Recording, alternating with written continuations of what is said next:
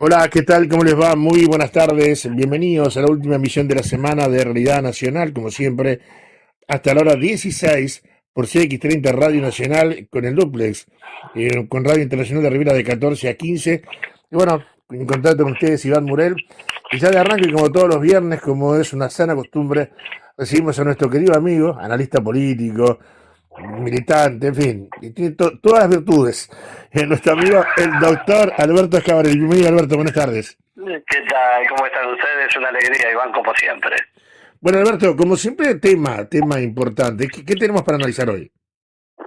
Bueno, creo que hay algunos temas allí que hay que tener en cuenta. Primero, un saludo, un reconocimiento, porque es muy importante que los esfuerzos sean reconocidos, porque hoy se hizo público que ya comenzó a bombear agua la conexión del río San José con la purificadora Sí, de agua, ¿no? correcto.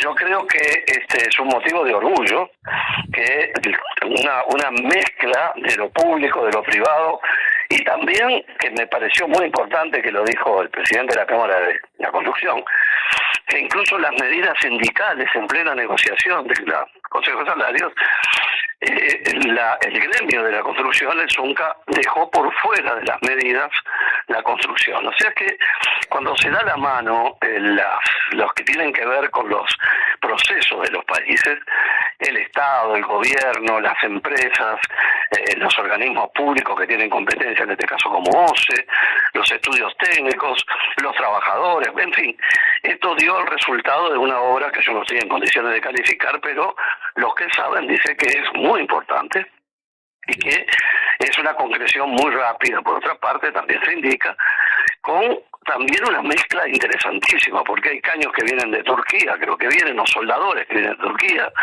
caños que vienen de Brasil, Sí. Otros que vienen de la Argentina, partes que se hicieron en Uruguay, en fin, me parece justo y que la gente que hace las cosas merece ser reconocida en ese esfuerzo. Sí. Así que saludo el esfuerzo del gobierno, saludo los esfuerzos de OCE, de los trabajadores públicos que en esto han hecho tanto y sus técnicos, de las empresas, de los trabajadores de la construcción, y en fin, tenemos que regocijarnos cuando uno ve que las ruedas se mueven en la dirección que tienen que moverse, de la forma que tienen que moverse. Quería dejar destacado eso, ¿no? Totalmente de acuerdo y te digo más, nosotros hemos reivindicado en nuestro programa el sentido, la orientación, el buen sentido, ¿verdad? Que tiene el Zunca, que tomó la medida que tenía que tomar, hizo lo que tenía que hacer, correcto, perfecto. Dijeron, esta es una obra prioritaria y la dejamos por fuera de las medidas sindicales. Eso habla bien del Zunca y reivindica lo que es la tarea sindical, ¿verdad? Cuando están bien enfocados. Y por eso yo siempre digo, el Zunca siempre va un paso adelante, siempre consigue antes las cosas, siempre está en plano de negociación, saben lo que es negociar movilizándose, lo saben hacer. Bueno, acá dieron una muestra clara de que entendieron, saben de qué están hablando. Sí, la verdad que sí. Sí, acá hay sindicatos que son muy ordenados, digo, en el sentido, por ejemplo, fue un paso muy importante, lo mismo pasó en la bebida, si no me acuerdo mal, que fue mejoras salariales y de reducción de jornada equiparadas con incrementos de productividad, Claro, ¿verdad? claro. Entonces digo, esas cosas que ayudan muchísimo en los procesos, ¿no? A ver, yo saludo entusiastamente esto, lo que no quiere decir que me quede contento como fueron todos los otros procesos, que es diferente, No, ¿verdad? ni que hablar, correcto. Lo que me parece muy importante es separar las acciones y las omisiones que pueden estar en torno a todo esto de lo que efectivamente en pocos días se resolvió. Y yo creo que si no nos acostumbramos a estimular a la gente que hace las cosas bien, sea que está en funciones, sea que es trabajador, sea que es empresario, en fin, toda la logística, porque además es un montón de empresas que trabajaron ahí, todas conjugadas, vamos a entendernos, no es las pirámides de Egipto que se hicieron, No, ¿verdad? no, no. Pero de todos modos, lo que se hizo en tiempo, se hizo bien, se hizo con buen ámbito de trabajo y buen ambiente y clima de trabajo, y creo que eso es lo que nos tenemos que acostumbrar a saludar. Totalmente de Eso acuerdo. por un lado. Bueno, por otro lado, los fuegos artificiales que comienzan a darse en las campañas que ya están desplegadas, ya no tanto entre los partidos, sino en las propias internas también, de verdad. En estos días, a ver, definamos las internas entre los partidos. Una cosa es la coalición, que son muchos partidos. Otra cosa es el tema dentro del Partido Nacional, que surgió este hecho tan singular entre Sartori, bueno, no importa los nombres, pero de 2 senadores, y que me pareció que son los síntomas claros, los chisporroteos claros del comienzo a visibilizar, porque no quiere decir que esas cosas nazcan de golpe, de que son tensiones que a veces vienen de lejos, pero que de todos modos tienen que ver con tensiones internas. Y incluso ese tema de las tensiones que fue, por un lado, primero entre 2 senadores, bueno, luego sale a terciar otro distinto, con algunos adjetivos medio fuertes, del mismo partido. Es decir, que uno va viendo cómo se van perfilando las posiciones con un candidato del Partido Nacional que le toca ser nada menos que secretario de la Presidencia, y que dice, bueno, yo todavía no digo nada. Pero claro, no dice nada, pero está flotando en la balsa de la candidatura promovida por todos lados. Sí. Pero, es decir, saca la mano y toca el agua, pero dice, yo no la vi. Claro. Pero me parece que es interesante, no porque todo esto tenga una importancia trascendente, que no la tiene, pero a veces los pequeños síntomas significan que uno puede ir viendo cómo se van moviendo las cosas, y así comienza a pasar en todos los partidos, porque incluso en el propio Frente Amplio, las propias candidaturas que estamos propiciando unos y otras distintas, más allá de posiciones que tienen que ver con tener compromisos de programas únicos y estatutos únicos y ser un partido único conformado por otros partidos, pero como estructura partidaria, de todos modos ya comienzan las agrupaciones a moverse, a recorrer, a poner sus candidatos a la vista. También tenemos un candidato explícito como Ursi, que dijo sí, y tenemos otros candidatos que han dicho que sí, y otra candidata muy importante como Carolina Cose, que todavía no ha dicho, pero también está en la misma balsa que de la campaña, pero mojándose las manos en el agua de la campaña sin que se baje de la balsa, ¿no? Y bueno, después hay otras que ya son candidaturas definidas, como el caso de Cabildo Abierto, que obviamente tiene un liderazgo muy claro, está muy definida. Diría que el Partido Independiente es lo mismo, y el Partido Colorado, que viene remando adentro de esa balsa con personas que en una de esas todavía no están adentro de la balsa, como es el tema de la posible participación de Bordaberry en la candidatura del Partido Colorado, y las otras candidaturas que puedan ir aflorando, que todavía no se han hecho explícitas, si es que están funcionando por ese nivel, porque se supone que todos los partidos tienen que tener una opción B para todas las cosas, ¿verdad? Claro. Y las mediciones que se han dado en las últimas horas de encuestas de opinión, que son muy serias por otra parte, con la relatividad que tienen las encuestas en el mundo, y aquí ha quedado claro que las encuestas son un indicativo, no cambia la realidad, ¿no? Tú y yo cuántas veces lo vimos, ¿no? Sí. Pero bueno, pero se van perfilando las cosas. En la última aparece el Frente Amplio con unos puntos por encima, que la sumatoria de toda la coalición de gobierno, que eso significa muchas cosas también al mismo tiempo, dentro de las respectivas internas, dentro de la provisoriedad de esa fotografía. Se ve gente despegada, por ejemplo, el no candidato Delgado parece lejos y solo, despegado de las candidaturas que le siguen, y en el Frente Amplio aparece con un margen interesante adelante Orsi, pero también muy cerca está la intendente Cose, y luego vienen otros candidatos en porcentajes menores, y hay problemas más serios en otros partidos. Por ejemplo, el partido en esta última medición, el Cabildo Abierto, da por encima unas décimas que el propio Partido Colorado, ¿no? ¿Quién podía creerlo? Y están en el 3 y largo por ciento, uno y el otro 3 y un poquito menos por ciento. Y eso también tiene que ver con quienes van a querer ser candidatos, por ejemplo, en el Partido Colorado. Es decir, no es lo mismo ser candidato cuando se tiene el 10, el 15 o el 20, que ir de candidato al 3 o al 4 cuando después hay que remontar y tener un techo de 10 en una de esas, o nunca se sabe. Pero el panorama político es bueno que vayamos diciéndolo, que empieza a tener el dinamismo necesario como para que la población vaya entrando en conocimiento, ¿no? El Frente ha sacado una gran ventaja al tener un programa preparado que tiene que ser aprobado todavía, ¿verdad? Y sobre eso quería hacer, si te parece, una pequeña precisión, sí, porque a veces se generan confusiones. De acuerdo, ya lo hablamos alguna vez, pero bueno recordarlo.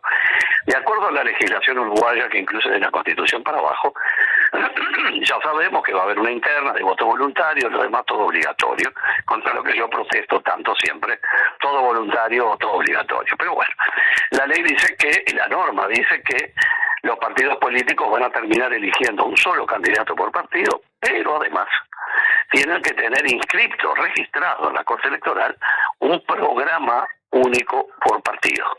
Es decir, que el candidato no va, el candidato solo, sino que tiene que presentar un programa. ¿Por qué? La Constitución y la ley prevén este tema. Porque no se admitiría una candidatura que promoviera, por ejemplo, un régimen que viola los derechos humanos o que quiere transformar Uruguay de provincia del planeta Júpiter, ¿no? Claro. Es decir, no es cualquier individuo que se plantea una candidatura, sino que tiene que cumplir con los requisitos que tienen que ver con un programa que establece un marco político y filosófico que tiene que ver con su posición ante del partido y del candidato frente a la realidad del país y el país en el mundo, etcétera. Es muy interesante una división que no se hace mucho en Uruguay y se confunde habitualmente el programa con el plan de gobierno propiamente dicho. El programa político marca las grandes líneas del país, los grandes temas hacia los que se proyecta. Es una construcción que yo me ha tocado coordinar, es un proceso apasionante en el que toda la gente que tiene interés que los partidos abren sus puertas van haciendo aportes en áreas técnicas para que se construya una visión de la realidad del país cuando se hace ese programa o ese borrador de programa según el caso. Siempre tienen que estar aprobadas por las respectivas convenciones, cualquiera sea el nombre que se le dé en cada partido. Ahora, una cosa es el programa donde uno marca las grandes metas. Ahora, otra es la preparación de la realidad para el 2 de marzo, el día que asume el presidente. Se apagaron los fuegos artificiales, sí. El individuo está sentado en un sillón donde cabe solo, él o ella, quien sea que le toque, lo vi varias veces ya, así que tengo claro lo que digo, y por más que vino estudiando el tema, porque ya tiene 3 meses para preparar el gobierno, ya tiene claro, ya designó el día anterior a todos los cargos de secretario, prosecretario, director de OPP, de servicio civil, en fin, lo primero que nombra un presidente, que es casi lo único que puede hacer solo sin la firma de un ministro, porque si no siempre el presidente actúa con el ministro respectivo. Y bueno, el hecho es que a partir de ahí, la designación de los ministros, y el 2 de marzo se extiende por la administración. Todo el sistema que el presidente, que ya asumió el día anterior, y los ministros empiezan a ver sus despachos, empiezan a tener una idea de si realmente lo que les contaron en la transición se va adecuando a la realidad, y a veces, si van ahí, hectáreas de diferencia entre lo que se recibió como información, de buena o mala fe, no importa, pero entre lo que uno manejó como información y lo que efectivamente encuentra cuando revisa la caja, lo que tiene adentro, ¿no? Claro. En temas, en recursos, porque a partir ya de eso hay que entrar a profundizar lo que es este proceso increíble de Uruguay, que son temas que a mí me gustan mucho, pero comprendo que a muchos puedan parecerles aburridos, pero el Uruguay tiene un sistema de presupuesto quinquenal, que el gobierno que gana, que elige y asume, tiene que hacerlo en 6 meses y lo tiene que votar el Parlamento para el quinquenio. Y luego es un plan, ¿verdad?, de gobierno con un presupuesto, con todos los detalles económicos, todo lo que quieras metas, muy bien. Pero tiene que ir haciendo una rendición de cuentas año a año, que en Uruguay llegó a ser de artículo único que simplemente decía apruébase la rendición de cuentas del ejercicio anterior, o se de esas leyes ómnibus donde entra de todo un poco, que no tiene nada que ver a veces con lo presupuestal, en una vista gorda que hace el sistema, porque en realidad va mucho más allá de lo que sería una rendición de cuentas. Pero lo que tiene de particular es que, por ejemplo, el gobierno que asuma el 1 de marzo del año 2024, va a presentar la rendición de cuentas de lo hecho por el gobierno que salió. Correcto. Es decir, es realmente, cuando uno lo cuenta en el exterior, o comenta con gente que está en estos temas, llama muchísimo la atención, pero tiene una enorme virtud, porque significa la obligación de tener que informar desde la continuidad de la gestión del Estado, porque el Estado no es ni el gobierno de turno, ni los presidentes de turno, ni los parlamentarios de turno, por brillantes o malos que sean. El Estado es una continuidad, es la proyección de una nación institucionalizada. Y esta pequeña grajea de que un gobierno nuevo tiene que decir qué hizo en el año anterior el gobierno que se fue el 1 de marzo, cuando él asume, son esas grajeitas, diría yo, que son muy importantes tener en cuenta para que los que a veces se distraen tengan en cuenta qué es lo que se ha pensado institucionalmente para que sea el país como Estado democrático, un Estado de derecho, digo, ¿no? Ese es un tema que normalmente no se maneja y que creo que es bueno que nos vayamos acostumbrando a todos esos puntos, ¿no? Totalmente de acuerdo. Ahora, Alberto, te quería meter en un tema de lo que es el análisis político, porque, a ver, viste cómo es, se perfilan candidaturas y hablas de los programas. Yo digo, los programas están para, no solamente para escribirlos y presentarlos, sino que también para cumplirlos. Últimamente hemos visto, yo en lo personal, eso es un juicio mío personal, un altísimo grado de improvisación en todas las áreas por parte del gobierno actual. ¿Y cómo se visibiliza eso desde afuera? Porque me imagino, o sea, a ver, todo el mundo tiene su opinión al respecto de lo que se hace, si está bien o está mal. Pero cuando vemos que un gobierno va con marchas y contramarchas, aquellos que aspiran a llegar al gobierno, ¿cómo lo miran? ¿Cómo lo toman? Ahí es muy interesante eso, porque tiene varias visiones, ¿no? Primero, como todas las cosas de la vida, hay que separar las cosas de buena fe y las que no son de buena fe. Correcto. Es decir, si en el programa de gobierno se aseguró la felicidad eterna, la rebaja de los impuestos, que no van a aumentar más nada y que todo se va a hacer más fácil y todo va a ganar y todos vamos a estar felices y vamos a tener unos años maravillosos por delante, obviamente que es una apuesta muy alta que sirve para que alguna gente distraída termine diciendo, bueno, está bien, acá vamos a dar una oportunidad porque lo que nos ofrecen parece ser muy interesante. Ahora, otra cosa distinta es lo que se dice sabiendo que es casi imposible que se pueda cumplir y solo la pasión, los aparatos publicitarios, el marketing, la tristeza del dinero que hay que poner en las campañas, que es un debe que tienen las democracias de Occidente. Nosotros, si no resolvemos en el mundo democrático, de los estados democráticos de derecho, el tema de las campañas y su financiación, no solo se trata de la penetración del narco, de las organizaciones del delito organizado, el narcotráfico, lo que sea, financiando campañas con migajas de la enorme cantidad de dinero que recaudan. Miren lo que está pasando en Colombia, ¿no? Sí, claro. Que es un tema para tratarlo otro día aparte. Pero a lo que voy, que una cosa es lo que alguien prometió a propósito para que no es una mentira piadosa, sino algo que realmente tenía que enfrentarse por el otro opositor o los otros opositores con un toque de realismo, diciéndole, mire, eso que usted está diciendo no puede ser, con lo cual la gente quedaba pensando que había un candidato que quería dar y otro candidato que quería no dar.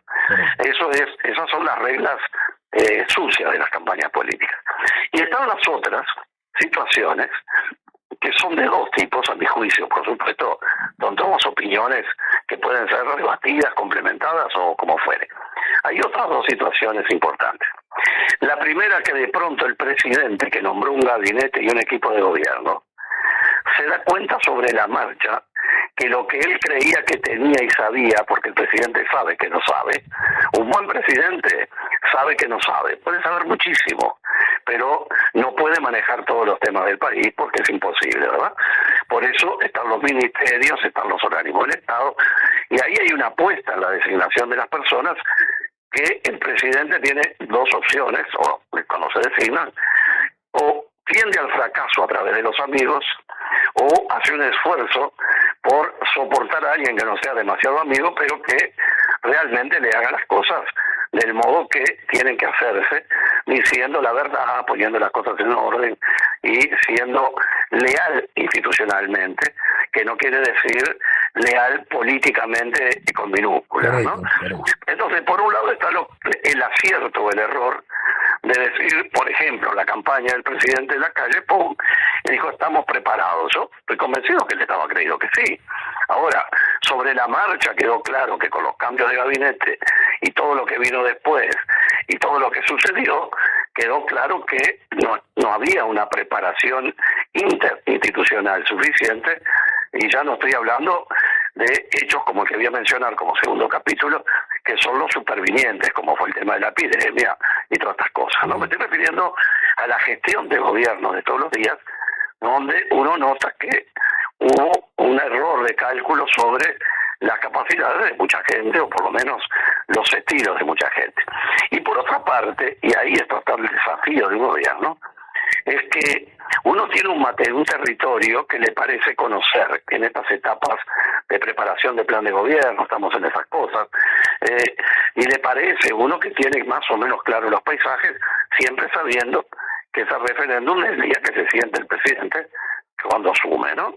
Pero hay veces que la realidad se le viene arriba, ¿verdad? Porque de pronto una epidemia no estaba prevista, de pronto una guerra no estaba prevista, de pronto un conflicto y elecciones en otros países y climas regionales no estaban previstos, y ahí necesita repentinación en la respuesta. Ahora, si uno quiere tener una conducción segura, que no tenga ningún tipo de riesgo, salvo tener que frenar, tiene que andar en tren, porque camina sobre vías fijas. Claro.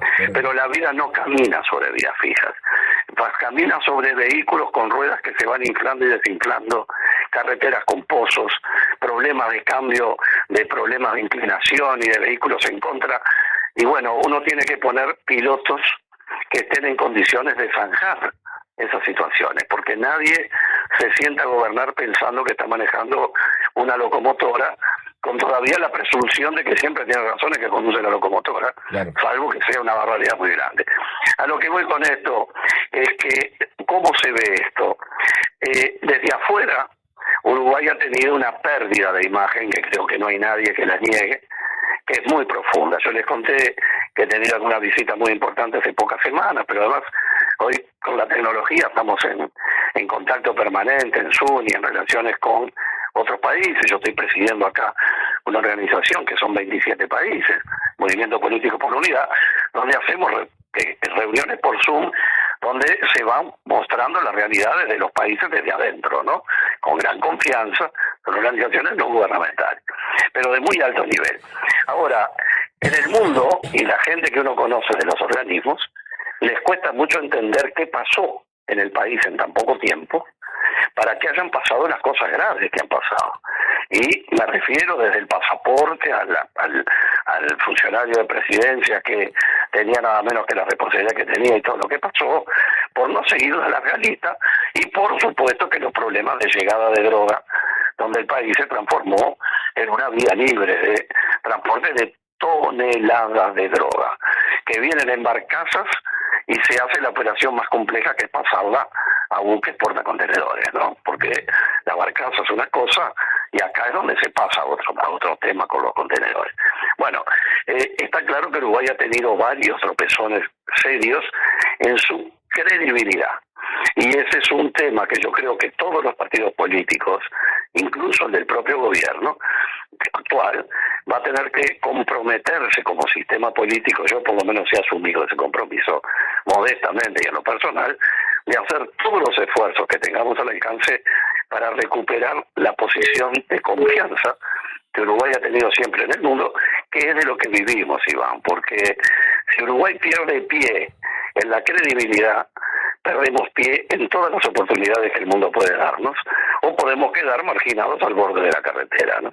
De todos modos, somos el país con el PBI más alto de América por habitante, tenemos estándares de vida de años de vida que son comparables con muchos países de mucho desarrollo, También tenemos algunos defectos terribles, como que tenemos los índices de suicidio más altos, iguales que de los países más complicados y desarrollados, pero también es cierto que depende en el lugar donde se haga la biopsia dentro del Uruguay, hay realidades realmente diferentes, hasta el punto que no es lo mismo la mortalidad infantil de determinada calle hacia el sur que determinada calle hacia el norte, ¿verdad? Entonces, está claro que todavía tenemos problemas. Creo que ha habido una profundización de la inequidad y la desigualdad, y yo creo que aun cuando no se tenga convicción filosófica sobre la equidad y sobre la justicia social, creo que hay que poner las barbas en remojo, porque eso tiene un límite hasta que la paciencia se agota de la gente y comienzan los procesos de estallidos sociales y procesos complejos, ¿no?